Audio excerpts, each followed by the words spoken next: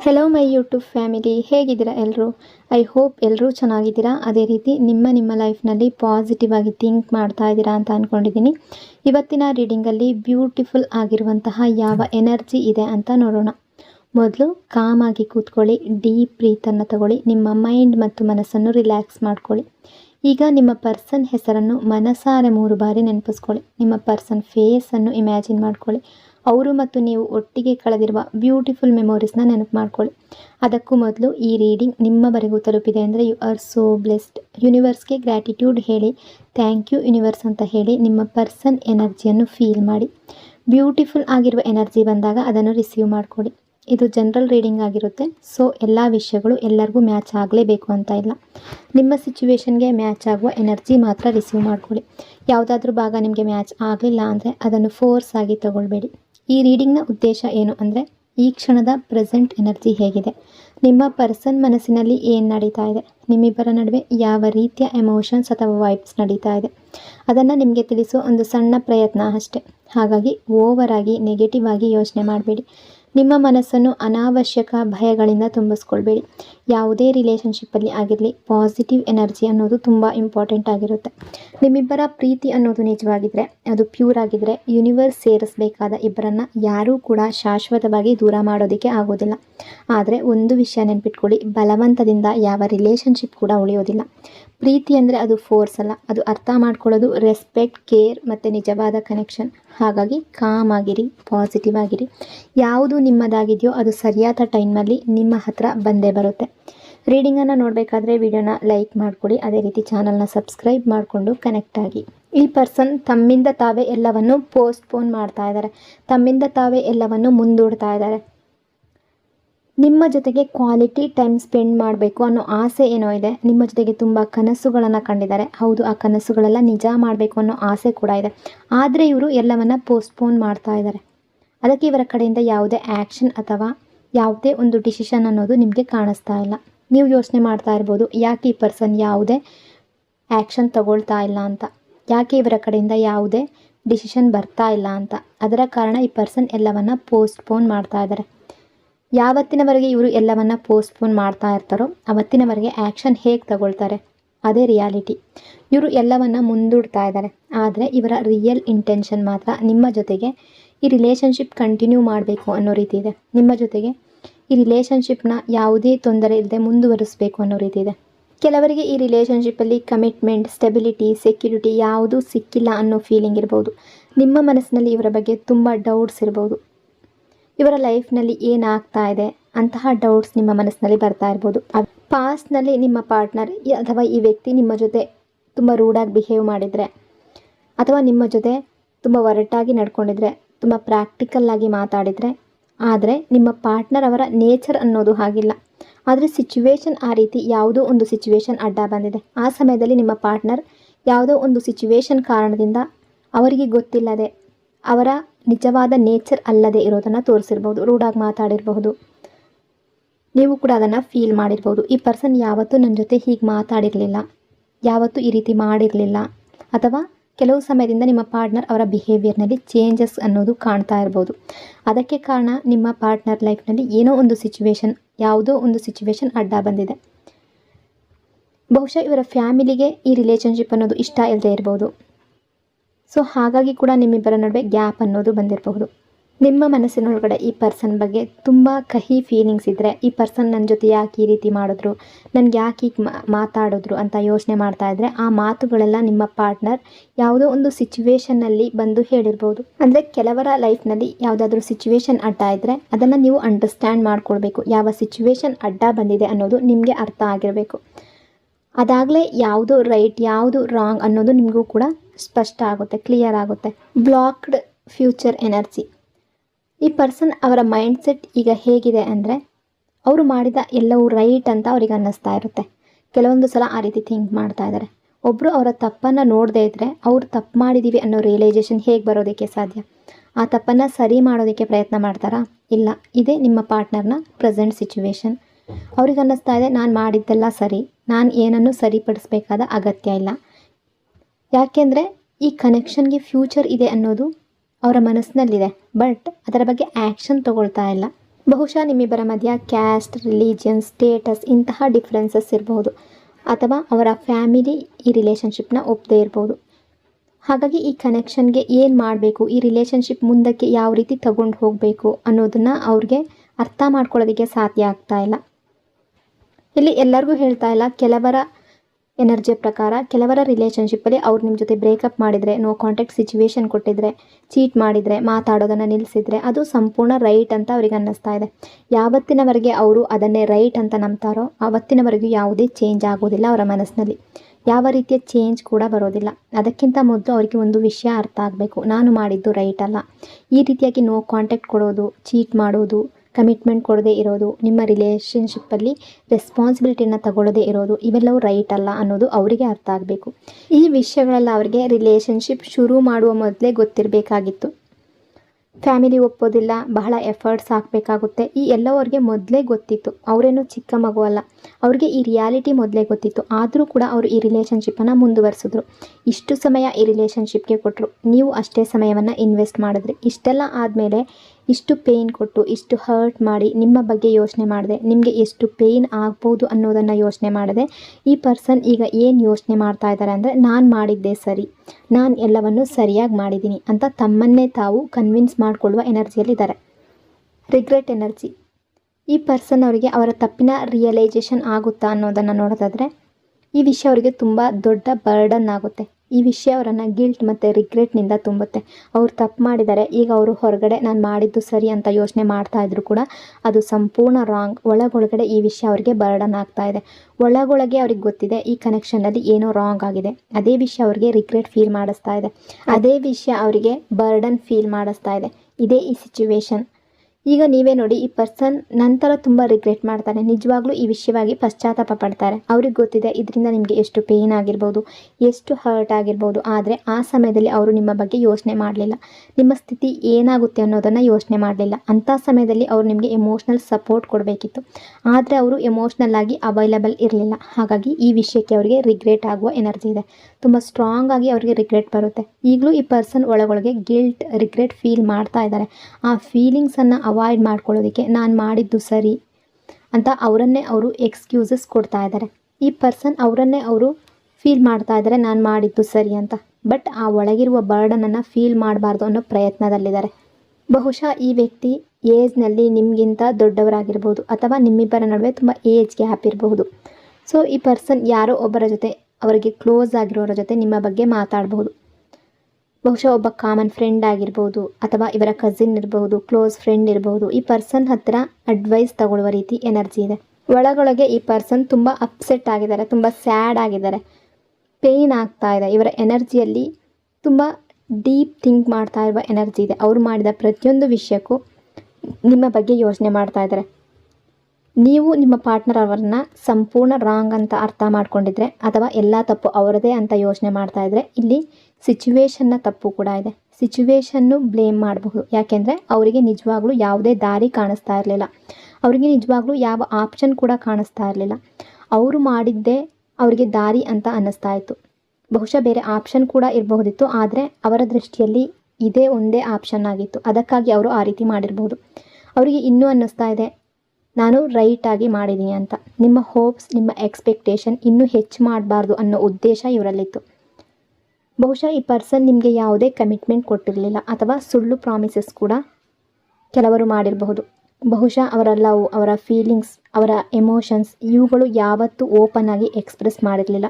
ಅವರು ಯಾವತ್ತೂ ಕೂಡ ಅವರ ರಿಯಲ್ ಸೈಡನ್ನು ಹೈಡ್ ಮಾಡಿಕೊಂಡೇ ಇದ್ದರು. ಬಹುಶಃ ನೀವು ಯಾವತ್ತೂ ನಿಮ್ಮ ರಿಯಲ್ ಸೆಲ್ಫ್ನಲ್ಲಿ ಇದ್ರಿ, ನಿಮ್ಮ ರಿಯಲ್ ಐಡೆಂಟಿಟಿಯಲ್ಲಿ ಇದ್ರಿ. ಆದರೆ ನಿಮ್ಮ ಪಾರ್ಟ್ನರ್ ಅವರ ರಿಯಲ್ ಸೆಲ್ಫನ್ನು ಹೊರಗಡೆ ತೋರಿಸಿರಲಿಲ್ಲ. ಬಹುಶಃ ನೀವು ಇನ್ನೂ ಇವರ ಸಂಪೂರ್ಣ ರಿಯಾಲಿಟಿಯನ್ನು ನೋಡಿಲ್ಲ. ನಿಮ್ಗೆ ಅನಿಸಿರ್ಬೋದು, ಈ ಪರ್ಸನ್ ಬಗ್ಗೆ ನನಗೆಲ್ಲ ಗೊತ್ತು, ನಾನು ಅವರನ್ನು ತುಂಬ ಚೆನ್ನಾಗಿ ಅಂಡರ್ಸ್ಟ್ಯಾಂಡ್ ಮಾಡ್ಕೊಂಡಿದ್ದೀನಿ ಅಂತ.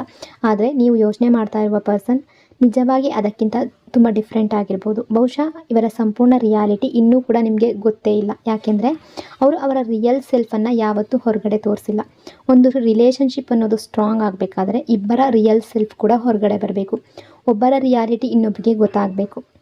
Trust issues energy. ಈ ಸಿಚುವೇಷನಲ್ಲಿ ಟ್ರಸ್ಟ್ ಇಶ್ಯೂಸ್ ತುಂಬ ಸ್ಟ್ರಾಂಗ್ ಆಗಿದೆ. ನಿಮ್ಮ ಪಾರ್ಟ್ನರ್ ಅವರ ಪಾಸ್ಟ್ನಲ್ಲಿ ಯಾವುದೋ ಫೇಲ್ಯೂರ್ ಆಗಿರ್ಬೋದು, ರಿಲೇಷನ್ಶಿಪ್ಪಲ್ಲಿ ಟ್ರಸ್ಟ್ ಬ್ರೇಕ್ ಆಗಿರ್ಬೋದು, ಅಥವಾ ಯಾವುದೋ ಒಂದು ಪೇಯ್ನ್, ಯಾವುದೋ ಒಂದು ಸಿಚುವೇಶನ್ ಅಡ್ಡ ಬಂದಿರ್ಬೋದು. ನಿಮ್ಮ ಜೊತೆ ಎಮೋಷ್ನಲಿ ಅಟ್ಯಾಚ್ ಆಗೋದಕ್ಕೆ ಹೆದರ್ತಾ ಇದ್ದು. ಅವರು ಯಾವತ್ತೂ ಸಂಪೂರ್ಣವಾಗಿ ಎಮೋಷ್ನಲಿ ಅಟ್ಯಾಚ್ ಆಗಲಿಲ್ಲ. ಅವರು ಈ ಕನೆಕ್ಷನ್ಗೆ ಬಂದಾಗಲೇ ಎಮೋಷ್ನಲಿ ಅಟ್ಯಾಚ್ ಆಗಬಾರ್ದು ಅನ್ನೋ ನಿರ್ಧಾರ ಮಾಡಿಕೊಂಡೇ ಬಂದಿರಬಹುದು. ಆದರೆ ಯಾವಾಗ ನಿಮ್ಮ ಜೊತೆ ಎಮೋಷ್ನಲಿ ಅಟ್ಯಾಚ್ ಆದರು ಅನ್ನೋದು ಅವರಿಗೆ ಗೊತ್ತಾಗಲಿಲ್ಲ. ನಿಮಗೂ ಗೊತ್ತಿರಬಹುದು, ಬಹಳ ಸಲ ಈ ಪರ್ಸನ್ಗೆ ಆನ್ ಆ್ಯಂಡ್ ಆಫ್ ಸಿಚುವೇಶನ್ ನಿಮಗೆ ಕೊಟ್ಟಿರ್ಬೋದು, ಮಾತಾಡೋದನ್ನು ನಿಲ್ಲಿಸಿರ್ಬೋದು. ಅದೇ ಸಮಯದಲ್ಲಿ ಅವ್ರಿಗೆ ಅನ್ನಿಸ್ತಾ ಇತ್ತು, ನಾನು ಈ ಪರ್ಸನ್ ಮೇಲೆ ತುಂಬ ಎಮೋಷ್ನಲಿ ಇನ್ವೆಸ್ಟ್ ಆಗ್ತಾ ಇದ್ದೀನಿ ಅಂತ. ಹಾಗಾಗಿ ಅವರು ಒಂದು ಬ್ರೇಕ್ ತಗೊಳ್ತಾ ಇದ್ರು, ತಮ್ಮನ್ನು ತಾವು ಕಂಟ್ರೋಲ್ ಮಾಡ್ಕೊಳ್ಳೋದಕ್ಕೆ. ಅದಕ್ಕಾಗಿ ನಿಮಗೆ ಆನ್ ಆ್ಯಂಡ್ ಆಫ್ ಸಿಚುವೇಶನ್ ಕೊಡ್ತಾಯಿದ್ರು, ಎಮೋಷ್ನಲಿ ಹೆಚ್ಚು ಅಟ್ಯಾಚ್ ಆಗಬಾರ್ದು ಅನ್ನೋ ಕಾರಣಕ್ಕೆ. ಸೊ ಅದಕ್ಕೂ ಕೂಡ ಒಂದು ರೀಸನ್ ಇತ್ತು. ಈ ಪರ್ಸನ್ ಅವರಲ್ಲೇ ಅವರು ತುಂಬ ಥಿಂಕ್ ಮಾಡ್ತಾ ಇದ್ದಾರೆ. ಪ್ರೆಸೆಂಟ್ ಎನರ್ಜಿ ಪ್ರಕಾರ ಕೂಡ ನಿಮ್ಮ ಬಗ್ಗೆ ಯೋಚನೆ ಮಾಡ್ತಾ ಇದ್ದಾರೆ. ಈಗಲೂ ನಿಮ್ಮ ಜೊತೆ ಎಮೋಷ್ನಲ್ ಅಟ್ಯಾಚ್ಮೆಂಟ್ ಇದೆ. ಹಾಗಾಗಿ ಅವರು ಮೂವ್ ಆನ್ ಆಗಿದ್ದಾರೆ ಅಂತ ಹೇಳುವ ಎನರ್ಜಿ ಇಲ್ಲ. ಅವರಿಗೆ ಟ್ರಸ್ಟ್ ಇಶ್ಯೂಸ್ ಇದೆ. ನೀವು ಅವರಿಗೆ ರೂಢಾಗಿ ಬಿಹೇವ್ ಮಾಡಿಸಿರ್ಬೋದು, ಅಥವಾ ನೀವು ಅವರನ್ನು ಬಿಟ್ಟು ಹೋಗ್ಬೋದು ಅಂತ ಅವರ ಮನಸ್ಸಿನಲ್ಲಿ ಡೌಟ್ಸ್ ಇತ್ತು. ಅದೇ ಅವರಿಗೆ ಆ್ಯಂಗ್ಸೈಟಿ ಮತ್ತು ಸ್ಟ್ರೆಸ್ ಕೊಡ್ತಾ ಇದೆ. ಪೇಷನ್ಸ್ ಎನರ್ಜಿ, ಇಲ್ಲಿ ಪೇಷನ್ಸ್ ತುಂಬ ಸ್ಟ್ರಾಂಗ್ ಆಗಿದೆ. ನಿಮ್ಮ ಪಾರ್ಟ್ನರ್ ಅವರನ್ನೇ ಅವರು ತುಂಬ ಕಂಟ್ರೋಲ್ ಮಾಡ್ಕೊಳ್ತಾ ಇದ್ದಾರೆ, ಸೆಲ್ಫ್ ಕಂಟ್ರೋಲ್ನಲ್ಲಿದ್ದಾರೆ. ಟ್ರಾನ್ಸ್ಫರ್ಮೇಷನ್ ಎನರ್ಜಿ, ಈ ಕನೆಕ್ಷನ್ನಲ್ಲಿ ದೊಡ್ಡ ಚೇಂಜ್ ಆಗಬೇಕಾಗಿದೆ. ಈ ಪರ್ಸನ್ ಅವರನ್ನೇ ಅವರು ತುಂಬ ಕಂಟ್ರೋಲ್ ಮಾಡ್ತಾ ಇದ್ದಾರೆ. ಅಂದರೆ ನಿಮ್ಮ ಜೊತೆ ಮತ್ತೆ ಕನೆಕ್ಟ್ ಆಗಬಾರ್ದು ಅಂತ ಅವರನ್ನೇ ಅವರು ಸ್ಟಕ್ ಮಾಡ್ಕೊಳ್ತಾ ಇದ್ದಾರೆ. ನಿಮ್ಮ ಜೊತೆ ಮತ್ತೆ ಅಟ್ಯಾಚ್ ಆಗಬಾರ್ದು ಅಂತ ಅವರನ್ನು ಕಂಟ್ರೋಲ್ ಮಾಡ್ತಾ ಇದ್ದಾರೆ. ನಿಮ್ಮ ಬಗ್ಗೆ ಯೋಚನೆ ಮಾಡಬಾರ್ದು ಅಂತ ಪ್ರಯತ್ನ ಮಾಡ್ತಾ ಇದ್ದಾರೆ. ನಿಮ್ಮಿಂದ ದೂರ ಹೋಗಬೇಕು, ಮೂವ್ ಅವೇ ಆಗಬೇಕು, ಮೂವ್ ಆನ್ ಆಗಬೇಕು ಅಂತ ಪ್ರಯತ್ನ ಮಾಡ್ತಾ ಇದ್ದಾರೆ. ಆದರೆ ಅವರು ಎಷ್ಟು ಮೂವ್ ಆನ್ ಆಗೋದಕ್ಕೆ ಪ್ರಯತ್ನ ಮಾಡ್ತಾರೋ ಅಷ್ಟೇ ಹೆಚ್ಚು ಅಟ್ಯಾಚ್ಮೆಂಟ್ ನಿಮ್ಮ ಕಡೆ ಫೀಲ್ ಮಾಡ್ತಾ ಇದ್ದಾರೆ. ಅವರು ಎಷ್ಟು ನಿಮ್ಮ ಬಗ್ಗೆ ಯೋಚನೆ ಮಾಡಬಾರ್ದು ಅಂತ ಅವರನ್ನೇ ಅವರು ತಡೀತಾ ಇದ್ದಾರೋ ಅಷ್ಟೇ ಹೆಚ್ಚು ನಿಮ್ಮ ಬಗ್ಗೆ ಯೋಚನೆ ಮಾಡ್ತಾ ಇದ್ದಾರೆ. ಹಾಗಾಗಿ ಸೆಲ್ಫ್ ಕಂಟ್ರೋಲ್ ಮಾಡ್ತಾ ಇದ್ದಾರೆ ಅನ್ನೋದು ಎನರ್ಜಿಯಲ್ಲಿದೆ. ನಿಮ್ಮಿಂದ ದೂರ ಹೋಗೋದಕ್ಕೆ ಪ್ರಯತ್ನ ಮಾಡ್ತಾ ಇದ್ದಾರೆ, ಆದರೆ ಅದರಲ್ಲಿ ಅವರಿಗೆ ಸಕ್ಸಸ್ ಅನ್ನೋದು ಸಿಗ್ತಾ ಇಲ್ಲ. ಪಾಸಿಟಿವ್ ಚೇಂಜ್ ಎನರ್ಜಿ, ನೀವು ಈ ಪರ್ಸನ್ ಅವರ ಲೈಫ್ಗೆ ಬಂದ ಮೇಲೆ ಒಂದು ಪಾಸಿಟಿವ್ ಚೇಂಜ್ ಆಗಿದ್ರಿ. ನೀವು ಇವರಿಗೆ ಗುಡ್ ಲಕ್ ಚಾರ್ಮ್ ಆಗಿದ್ರಿ. ನಿಮ್ಮ ಎಂಟ್ರಿ ಆದಮೇಲೆ ಇವರ ಲೈಫ್ನಲ್ಲಿ ತುಂಬ ಹ್ಯಾಪಿನೆಸ್ ಅನ್ನೋದು ಬಂದಿದೆ, ಪಾಸಿಟಿವ್ ಎನರ್ಜಿ ಅನ್ನೋದು ಬಂದಿದೆ. ತುಂಬ ದೊಡ್ಡ ಚೇಂಜ್ ಕೂಡ ಆಗಿರ್ಬೋದು. ನೀವು ಬರೋದಕ್ಕೂ ಮೊದಲು ಇದ್ದ ಲೈಫ್, ನೀವು ಬಂದ ನಂತರದ ಲೈಫ್, ಇವೆರಡರ ನಡುವೆ ತುಂಬ ಡಿಫ್ರೆನ್ಸ್ ಇದೆ. ಬಹುಶಃ ನೀವು ಬರೋದಕ್ಕೂ ಮೊದಲು ಇವರಿಗೆ ಹ್ಯಾಪಿನೆಸ್ ಅನ್ನೋದು ಇರಲಿಲ್ಲ, ಫಿನಾನ್ಷಿಯಲಿ ಸ್ಟೇಬಲ್ ಇರಲಿಲ್ಲ. ನೀವು ಬಂದ ನಂತರ ನಿಮ್ಮ ಸಪೋರ್ಟ್ನಿಂದ ಅವರಿಗೆ ಎಲ್ಲವೂ ಸರಿಯಾಗಿರ್ಬೋದು, ಫಿನಾನ್ಷಿಯಲಿ ಸ್ಟೇಬಲ್ ಆಗಿರ್ಬೋದು, ಹ್ಯಾಪಿನೆಸ್ ಬಂದಿದೆ. ಸೊ ಅವರನ್ನು ಅವರು ಅರ್ಥ ಮಾಡ್ಕೊಳ್ಳೋದಕ್ಕೆ ಶುರು ಮಾಡಿದ್ರು. ಅವರ ಮನಸ್ಸಿನಲ್ಲಿ ತುಂಬ ಪ್ರೀತಿ ಅನ್ನೋದು ಜಾಸ್ತಿ ಆಯಿತು. ಆ ಎನರ್ಜಿ ಇದೆ. ಅಂದರೆ ಪಾಸ್ಟ್ನಲ್ಲಿ ಈ ರೀತಿ ನಡೆದಿರಬಹುದು. ನಂತರ ಕ್ರಮೇಣ ನಿಮ್ಮಿಬ್ಬರ ರಿಲೇಷನ್ಶಿಪ್ಪಲ್ಲಿ ದೂರ ಅನ್ನೋದು, ಗ್ಯಾಪ್ ಅನ್ನೋದು ಬಂದಿರಬಹುದು. ಫಿನಾನ್ಷಿಯಲ್ ಫೋಕಸ್ ಎನರ್ಜಿ, ಈಗ ಅವರ ಪ್ರಿಯಾರಿಟಿ ಸಂಪೂರ್ಣ ರಿಲೇಷನ್ಶಿಪ್ ಅಲ್ಲ. ಅವರೊಳಗೆ ಅವೇರ್ನೆಸ್ ಶುರುವಾಗ್ತಾ ಇದೆ, ಅವೇಕ್ನಿಂಗ್ ಕೂಡ ಶುರುವಾಗ್ತಾ ಇದೆ. ಆದರೆ ಅವರ ಫೋಕಸ್ ಈಗ ಫಿನಾನ್ಷಿಯಲ್ ಪ್ರಾಬ್ಲಮ್ಸ್ ಮೇಲೆ ಇದೆ. ಈ ಟೈಮ್ನಲ್ಲಿ ಅವರು ರಿಲೇಷನ್ಶಿಪ್ ಬಗ್ಗೆ ಮಾತ್ರ ಯೋಚನೆ ಮಾಡ್ತಾ ಇಲ್ಲ, ಫಿನಾನ್ಷಿಯಲ್ ಟ್ರಬಲ್ ಕೂಡ ಹ್ಯಾಂಡಲ್ ಮಾಡ್ತಾ ಇದ್ದಾರೆ. ಬಹುಶಃ ಯಾವುದೋ ಒಂದು ವಿಷಯದ ಬಗ್ಗೆ ತುಂಬ ಥಿಂಕ್ ಮಾಡ್ತಾ ಇದ್ದಾರೆ. ಹಾಗೆ ನಿಮ್ಮ ಬಗ್ಗೆ ಕೂಡ ಯೋಚನೆ ಮಾಡ್ತಾ ಇದ್ದಾರೆ. ಒಂದು ವೇಳೆ ನೀವು ಇಲ್ಲ ಇವರ ಫ್ಯಾಮಿಲಿ ತುಂಬ ರಿಚ್, ಫಿನಾನ್ಷಿಯಲಿ ಬ್ಯಾಕ್ಗ್ರೌಂಡ್ ತುಂಬ ಸ್ಟ್ರಾಂಗ್ ಆಗಿದೆ ಅಂತ ಹೇಳಿದ್ರು ಕೂಡ ರಿಯಾಲಿಟಿ ಬೇರೆ ಇರ್ಬೋದು. ಹೊರಗಿನಿಂದ ಎಲ್ಲವೂ ಚೆನ್ನಾಗಿದೆ ಅಂತ ಅನ್ನಿಸ್ಬೋದು, ಆದರೆ ಒಳಗಿನ ರಿಯಾಲಿಟಿ ಚೇಂಜ್ ಇರಬಹುದು. ಪಾಸ್ಟ್ನಲ್ಲಿ ನೀವಿಬ್ಬರು ತುಂಬ ಆನ್ಲೈನ್ನಲ್ಲಿ ತುಂಬ ಚಾಟ್ ಮಾಡ್ತಾ ಇರ್ಬೋದು, ಫೇಸ್ ಟು ಫೇಸ್ ಅಷ್ಟು ಮೀಟ್ ಆಗಿರದೇ ಇರ್ಬೋದು. ಕೆಲವರದು ಲಾಂಗ್ ಡಿಸ್ಟೆನ್ಸ್ ರಿಲೇಷನ್ಶಿಪ್ ಆಗಿರ್ಬೋದು. ನಿಮ್ಮಿಬ್ಬರ ನಡುವೆ ಡಿಸ್ಟೆನ್ಸ್ ಬಂದಿರ್ಬೋದು, ಅಥವಾ ತುಂಬ ಸಮಯ ಕಮ್ಯುನಿಕೇಷನ್ ಇರದೇ ಇರ್ಬೋದು. ಸೊ ಆ ಎನರ್ಜಿ ಕೂಡ ಇದೆ. ಬಟ್ ನೀವಿಬ್ಬರು ಸೋಲ್ಮೇಟ್ ಆಗಿದ್ದರೆ ಅಥವಾ ಟ್ವಿನ್ ಫ್ಲೇಮ್ ಕನೆಕ್ಷನ್ ಆಗಿದ್ದರೆ ನಿಮ್ಮಿಬ್ಬರನ್ನ ಶಾಶ್ವತವಾಗಿ ಯಾರೂ ಕೂಡ ಬೇರ್ಪಡಿಸೋದಕ್ಕೆ ಆಗೋದಿಲ್ಲ. ಸ್ವಲ್ಪ ಸಮಯ ಫಿಸಿಕಲ್ ಸಪ್ರೇಷನ್ ಇರ್ಬೋದು, ಬಟ್ ಡಿವೈನ್ ಪ್ಲಾನ್ನ ಒಂದು ಭಾಗ ಅದು. ಆದರೆ ಅದು ಫಾರೆವರ್ ಅಲ್ಲ. ಈ ಸಪ್ರೇಷನ್ ಲಾಂಗ್ ಟರ್ಮ್ ಇರೋದಿಲ್ಲ. ಅಬಂಡೆನ್ಸ್ ಎನರ್ಜಿ, ಈ ಪರ್ಸನ್ಗೆ ನಿಮ್ಮನ್ನು ಫೇಸ್ ಮಾಡುವ ಧೈರ್ಯ ಇನ್ನೂ ಬಂದಿಲ್ಲ. ಸೊ ಅದಕ್ಕಾಗಿ ನಿಮ್ಮ ಜೊತೆ ಮಾತಾಡ್ತಾ ಇಲ್ಲ, ಅದಕ್ಕಾಗಿ ನಿಮ್ಮಿಂದ ದೂರ ಇರೋದಕ್ಕೆ ಪ್ರಯತ್ನ ಮಾಡ್ತಾ ಇದ್ದಾರೆ. ಅವರೊಳಗಡೆ ಒಂದು ಹಿಂಜರಿಕೆ ಅನ್ನೋದಿದೆ. ಯಾವ ರೀತಿಯಲ್ಲಿ ಮಾತಾಡಬೇಕು, ಹೇಗೆ ಕಾಂಟ್ಯಾಕ್ಟ್ ಮಾಡಬೇಕು ಅಂತ ಕನ್ಫ್ಯೂಷನ್ ಇದೆ. ಇವರೊಳಗೆ ಈಗೋ ಕೂಡ ತುಂಬ ಸ್ಟ್ರಾಂಗ್ ಆಗಿದೆ. ಒಂದು ವೇಳೆ ಈ ಪರ್ಸನ್ ನಿಮ್ಮ ಜೊತೆ ಯಾವಾಗಿನವರೆಗೂ ರಿಯಲ್ ಟಾಕ್ ಮಾಡೋದಿಲ್ವೋ, ರಿಯಲ್ ಕಮ್ಯುನಿಕೇಷನ್ ಮಾಡೋದಿಲ್ವೋ ಅವತ್ತಿನವರೆಗೆ ಈ ಸಿಚುವೇಶನ್ ಸಾರ್ಟ್ ಔಟ್ ಆಗೋದಿಲ್ಲ. ಈ ಕನೆಕ್ಷನ್ಗೆ ರಿಯಲ್ ಕಮ್ಯುನಿಕೇಷನ್ ಕೂಡ ಅಗತ್ಯ. ಅವರವರ ಫೀಲಿಂಗ್ಸನ್ನು ಓಪನ್ ಆಗಿ ಎಕ್ಸ್ಪ್ರೆಸ್ ಮಾಡಬೇಕು. ಅದೇ ರೀತಿ ನೀವು ಕೂಡ ಈ ರಿಲೇಷನ್ಶಿಪ್ಪಲ್ಲಿ ನಿಮಗೆ ಏನು ಬೇಕು, ಏನು ಇಷ್ಟ ಇಲ್ಲ ಅನ್ನೋದನ್ನು ಕ್ಲಿಯರಾಗಿ ಹೇಳಬೇಕು. ಅಂದರೆ ಈ ರಿಲೇಷನ್ಶಿಪ್ಗೆ ರಿಯಲ್ ಕಮ್ಯುನಿಕೇಷನ್ ಅನ್ನೋದು ತುಂಬ ಅಗತ್ಯ. ಇದು ಪಾಸಿಬಲ್ ಆಗೋದು ಅವರ ಅವೇಕ್ನಿಂಗ್ ಆದ ನಂತರ ಮಾತ್ರ. ಎಸ್ಕೇಪ್ ಎನರ್ಜಿ, ಈ ಟೈಮ್ನಲ್ಲಿ ನಿಮ್ಮ ಪಾರ್ಟ್ನರ್ ಇನ್ನೇನು ಫೀಲ್ ಮಾಡ್ತಾ ಇದ್ದಾರೆ ಅಂತ ನೋಡೋದಾದರೆ ಅವರ ಮಾರ್ನಿಂಗ್ ಥಾಟ್ಸ್, ಮಾರ್ನಿಂಗ್ ಎನರ್ಜಿ ಹೇಗಿದೆ ಅಂತ ನೋಡೋದಾದರೆ ಈ ಸಮಯದಲ್ಲಿ ಅವರು ಇನ್ನೇನು ಫೀಲ್ ಮಾಡ್ತಾ ಇದ್ದಾರೆ, ಈ ಪರ್ಸನ್ ಇನ್ನೂ ಎಸ್ಕೇಪ್ ಮಾಡ್ತಾ ಇದ್ದಾರೆ. ಅವರು ವೀಕ್ ಪರ್ಸನ್ ಅಲ್ಲ, ಆದರೆ ವೀಕ್ ಪರ್ಸನ್ನಾಗಿ ಬಿಹೇವಿಯರ್ ಮಾಡ್ತಾ ಇದ್ದಾರೆ. ಯಾಕೆಂದರೆ ಈ ಪ್ರಾಬ್ಲಮನ್ನು ಫೇಸ್ ಮಾಡೋದಕ್ಕಿಂತ ಅದರಿಂದ ಓಡೋಗ್ತಾ ಇದ್ದಾರೆ. ಇದೇ ಇವರ ಬಿಗ್ಗೆಸ್ಟ್ ಮಿಸ್ಟೇಕ್. ಆದರೆ ಅವರಿಗೆ ಅದು ಮಿಸ್ಟೇಕ್ ಅನ್ನೋದು ಇನ್ನೂ ಕೂಡ ಅರ್ಥ ಆಗಿಲ್ಲ. ಅದಕ್ಕಾಗಿ ಎಸ್ಕೇಪ್ ಎನರ್ಜಿ ಇದೆ, ರನ್ನರ್ ಎನರ್ಜಿ ಕೂಡ ಇದೆ. ಈ ಪರ್ಸನ್ಗೆ ಓಡಿ ಹೋಗೋದೇ ಸರಿಯಾದ ದಾರಿ ಅಂತ ಕೆಲವೊಂದು ಸಲ ಅನ್ನಿಸ್ತಾ ಇದೆ. ಇನ್ನೊಂದು ವಿಷಯ, ನೀವು ರೀಪ್ಲೇಸ್ ಆಗ್ಬೋದು ಅಂತ ಇವರಿಗೆ ಅನ್ನಿಸ್ತಾ ಇಲ್ಲ. ನಿಮ್ಮನ್ನು ಬಿಟ್ಟು ಹೋದಾಗ, ದೂರ ಆದಾಗ ನಿಮ್ಮನ್ನು ಫರ್ಗೆಟ್ ಮಾಡ್ಬೋದು ಅಂತ ಅಂದ್ಕೊಂಡಿದ್ರು. ನೀವಿಲ್ಲದೆ ಹ್ಯಾಪಿ ಆಗಿರ್ಬೋದು ಅಂತ ಯೋಚನೆ ಮಾಡಿರ್ಬೋದು. ಆದರೆ ರಿಯಾಲಿಟಿ ಹಾಗಿಲ್ಲ. ಅವರು ಇದನ್ನು ಸಂಪೂರ್ಣವಾಗಿ ರಿಯಲೈಸ್ ಮಾಡಿಲ್ಲ. ಆದರೆ ಅವೇಕ್ನಿಂಗ್ ಆದ ನಂತರ ನಿಮ್ಮನ್ನು ರೀಪ್ಲೇಸ್ ಮಾಡೋದಕ್ಕೆ ಆಗೋದಿಲ್ಲ ಅನ್ನೋ ಫೀಲ್ ಬರುತ್ತೆ. ಆ ಎನರ್ಜಿ ಇದೆ. ನಿಮ್ಮನ್ನು ತುಂಬ ಮಿಸ್ ಮಾಡ್ತಾ ಇದ್ರು ಕೂಡ ಸ್ವಲ್ಪ ಸಮಯದ ನಂತರ ನಿಮ್ಮ ಬಗ್ಗೆ ಯೋಚನೆ ಮಾಡೋದನ್ನು ಕಂಟ್ರೋಲ್ ಮಾಡಬಹುದು, ನಿಮ್ಮನ್ನು ಫರ್ಗೆಟ್ ಮಾಡ್ಬೋದು ಅಂತ ಅವ್ರಿಗೆ ಅನ್ನಿಸ್ತಾ ಇದೆ. ಆದರೆ ಅದು ಪಾಸಿಬಲ್ ಅಲ್ಲ. ಡಿವೈನ್ ಕನೆಕ್ಷನ್ನಲ್ಲಿ ಇದು ಪಾಸಿಬಲ್ ಆಗೋದಿಲ್ಲ. ಒಂದು ನಾರ್ಮಲ್ ಕನೆಕ್ಷನ್ ಆದರೆ ಕೆಲವು ಸಮಯದ ನಂತರ ಫರ್ಗೆಟ್ ಮಾಡ್ಬೋದು, ಮೂವ್ ಆನ್ ಆಗ್ಬೋದು. ಆದರೆ ಸೋಲ್ಮೇಟ್ ಎನರ್ಜಿ ಪ್ರಕಾರ ಹೀಗೆ ಫರ್ಗೆಟ್ ಮಾಡೋದು ಸಾಧ್ಯ ಇಲ್ಲ. ಈ ಪರ್ಸನ್ಗೆ ಗೊತ್ತಿದೆ ನಿಮ್ಮ ಕಡೆ ಮರಳಿ ಬರಬೇಕಾದ್ರೆ ತುಂಬ ದೊಡ್ಡ ಆ್ಯಕ್ಷನ್ ತಗೊಳ್ಬೇಕಾಗುತ್ತೆ. ಈ ರೀತಿ ಥಿಂಕ್ ಮಾಡ್ತಾ ಇದ್ದಾರೆ. ಸೊ ಅವರು ಲೈಫ್ನಲ್ಲಿ ಎಫರ್ಟ್ ಹಾಕಬೇಕಾಗುತ್ತೆ ಅನ್ನೋದು ಅರ್ಥ ಆಗ್ತಾ ಇದೆ. ಇದೆಲ್ಲ ರಿಸ್ಕ್ ಅನ್ನೋದು ಅವ್ರಿಗೆ ಗೊತ್ತಿದೆ. ಇಲ್ಲಿವರೆಗೆ ಅವರು ಆ ಎಫರ್ಟ್ಸನ್ನು ಹಾಕಿಲ್ಲ. ಆದರೆ ಕನೆಕ್ಷನ್ಗೆ ಈಕ್ವಲ್ ಎಫರ್ಟ್ಸ್ ಹಾಕೋದು ತುಂಬ ಅಗತ್ಯ. ಇಲ್ಲಿವರೆಗೆ ನೀವು ಎಷ್ಟು ಎಫರ್ಟ್ಸ್ ಹಾಕಿದ್ದೀರೋ ಈಗ ಅವರು ಡಬಲ್ ಎಫರ್ಟ್ಸ್ ಹಾಕಬೇಕಾಗುತ್ತೆ. ಈ ಕನೆಕ್ಷನ್ನಲ್ಲಿ ಬ್ಯಾಲೆನ್ಸ್ ಬರೋದು ತುಂಬ ಮುಖ್ಯ. ಈ ಟೈಮ್ನಲ್ಲಿ ನಿಮ್ಮ ಕಡೆಯಿಂದ ಡಿಟ್ಯಾಚ್ಮೆಂಟ್ ಫೀಲ್ ಮಾಡ್ತಾ ಇದ್ದಾರೆ. ನೀವು ಕೋಲ್ಡ್ ಬಿಹೇವಿಯರ್ ತೋರಿಸ್ತಾ ಇದ್ದೀರಾ ಅಂತ ಅವ್ರಿಗೆ ಅನ್ನಿಸ್ತಾ ಇದೆ. ನಿಮಗೆ ಅವರ ಅಗತ್ಯ ಇಲ್ಲ, ನಿಮಗೆ ಅವರ ಬಗ್ಗೆ ಕನ್ಸರ್ನ್ ಇಲ್ಲ, ನೀವು ಅವರನ್ನು ಫರ್ಗೆಟ್ ಮಾಡಿದ್ದೀರಾ ಅಂತ ಅವರಿಗೆ ಫೀಲ್ ಆಗ್ತಾ ಇದೆ. ಈ ಡಿಟ್ಯಾಚ್ಮೆಂಟ್ ಯಾಕೆ ಬಂದಿದೆ ಅಂತ ಕೂಡ ಅವ್ರಿಗೆ ಗೊತ್ತಿದೆ. ಅವರು ನಿಮ್ಮ ಜೊತೆ ರಾಂಗ್ ಬಿಹೇವಿಯರ್ ಮಾಡಿರೋದ್ರಿಂದ ಇವತ್ತಿಗೂ ಕೂಡ ನಿಮ್ಮಿಂದ ದೂರವಾಗಿ ಅವರು ಇನ್ಕಂಪ್ಲೀಟ್ ಫೀಲ್ ಮಾಡ್ತಾ ಇದ್ದಾರೆ. ನೀವು ಅವರನ್ನು ಕಂಪ್ಲೀಟ್ ಮಾಡ್ತಾ ಇದ್ರಿ, ಅವರು ನಿಮ್ಮನ್ನು ಕಂಪ್ಲೀಟ್ ಮಾಡ್ತಾ ಇದ್ರು.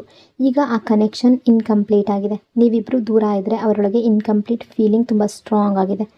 ಇನ್ನು ಎಲ್ಲವೂ ಸರಿಯಾಗ್ಬೋದು ಅನ್ನೋ ಹೋಪ್ ಅವರೊಳಗೆ ಇದೆ. ಅವರಿಗೆ ಹೋಪ್ ಮಾತ್ರ ಇದೆ. ನೀವು ಅವರನ್ನು ಫರ್ಗ್ಯೂ ಮಾಡ್ಬೋದು.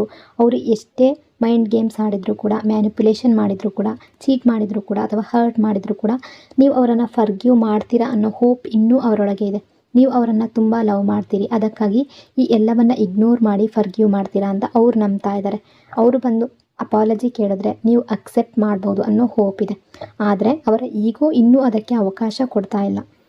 Hard to get energy. ಈಗಲೂ ಕೂಡ ಕೆಲವೊಂದು ವೇಳೆ ಇವರು ಥಿಂಕ್ ಮಾಡ್ತಾರೆ, ನಿಮ್ಮನ್ನು ಪಡೆಯೋದು ತುಂಬ ಕಷ್ಟ ಅನ್ನೋ ಫೀಲಿಂಗ್ ಇವರಲ್ಲಿದೆ. ನಿಮ್ಮನ್ನು ಮತ್ತೆ ಅವರ ಲೈಫ್ಗೆ ತರೋದು ಸುಲಭ ಅಲ್ಲ ಅಂತ ಅವ್ರಿಗೆ ಅನ್ನಿಸ್ತಾ ಇದೆ. ಆದರೂ ಅವರು ಮತ್ತೊಮ್ಮೆ ಟ್ರೈ ಮಾಡಬೇಕು ಅನ್ನೋ ಆಸೆಯಲ್ಲಿದ್ದಾರೆ.